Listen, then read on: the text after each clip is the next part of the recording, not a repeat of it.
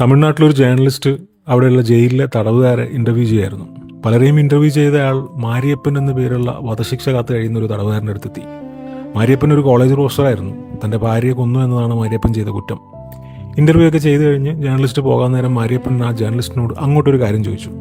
നിങ്ങൾ ഇത്രയും പേരെ കണ്ട് സംസാരിച്ചതല്ലേ, ഇവിടെയുള്ള കുറ്റവാളികളെ കുറ്റം ചെയ്യാൻ ഏറ്റവും കൂടുതൽ പ്രേരിപ്പിച്ച ഘടകം എന്താണെന്നാണ് നിങ്ങൾക്ക് തോന്നിയത്? അപ്പോൾ ജേർണലിസ്റ്റ് പറഞ്ഞു, പല ഘടകങ്ങളുണ്ട്. പ്രധാനമായും മദ്യവും മയക്കുമരുന്നും പണത്തോടുള്ള ആർത്തി, പിന്നെ ദാരിദ്ര്യം, അങ്ങനെ പലതുണ്ട്. മാരിയപ്പൻ ഒരു പുഞ്ചിരിയോടെ അതൊന്നുമല്ല എന്നർത്ഥത്തിൽ തലയാട്ടി. ജേർണലിസ്റ്റ് ചോദിച്ചു, പിന്നെന്താണ്? മാരിയപ്പൻ പറഞ്ഞു, മനുഷ്യരക്രമം കാണിക്കാനുള്ള ഏറ്റവും വലിയ കാരണം ദേഷ്യം എന്ന വികാരമാണ്. ഒരു നിമിഷത്തെ ദേഷ്യം നിയന്ത്രിച്ചിരുന്നുവെങ്കിൽ ഞാനടക്കമുള്ള പലരും ഇവിടെ എത്തില്ലായിരുന്നു. പല സാധു ജീവനുകളും ഇന്നും ഈ ഭൂമുഖത്തുണ്ടാവുമായിരുന്നു.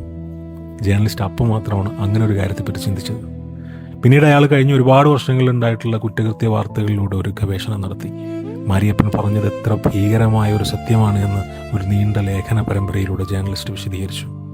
ദിവസേനയുള്ള പത്രവാർത്തകളിലൂടെ കണ്ണോടിക്കുമ്പോൾ മാരിയപ്പൻ പറഞ്ഞത് എത്ര സത്യമാണെന്ന് നമുക്ക് ബോധ്യപ്പെടും. ദേഷ്യം, ഈ ഒരു വികാരം നിയന്ത്രിക്കാൻ സാധിക്കാത്തതുകൊണ്ട് മാത്രം എത്ര ബന്ധങ്ങളാണ് തകരുന്നത്, എത്ര ജീവിതങ്ങളാണ് ഇല്ലാതാവുന്നത്, എത്ര കുഞ്ഞുങ്ങളാണ് അനാഥരാകുന്നത്. ദേഷ്യം എന്ന വികാരത്തെ നിയന്ത്രിക്കാൻ ശീലിക്കുക. ജീവിതത്തിൽ പോസിറ്റീവായ മാറ്റങ്ങളുണ്ടാവും. 1400 വർഷങ്ങൾക്ക് മുമ്പേ പ്രവാചകൻ മുഹമ്മദ് നബി അനുയായികൾക്ക് കൊടുത്ത ഒരു ഉപദേശം ഓർത്തുപോവുകയാണ്. എതിരാളികളെ കീഴ്പ്പെടുത്തുന്നവനല്ല യഥാർത്ഥ ശക്തൻ, ദേഷ്യം വരുമ്പോൾ അതിനെ നിയന്ത്രിക്കുന്നവനാണ് യഥാർത്ഥ ശക്തൻ.